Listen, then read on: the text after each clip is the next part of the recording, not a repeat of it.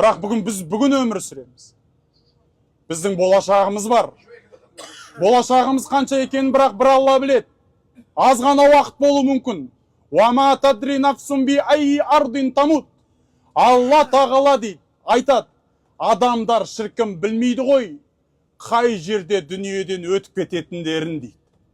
Сондықтан да ағайындар, уақыт бар. Уақыт барда өзгеру керек. Мен кезінде анау болғам, кезінде мынау болғам. Бұл жүрмейді Алланың алдында. Алланың алдында сен не жақсы боласың, не жаман боласың. Айтады ғой, иннал абрара лафи наим, ва иннал фуджара лафи жахим. Ертең жақсылар нығметті жәннатта болады, бұзақылар ертең тозақта болады дейді. Не бұзақы боласың Алланың алдында, не Алланың алдында сүйікті құл боласың. Екі ақ категория екен. Соның сүйікті құлы болуға шақырам сіздерді.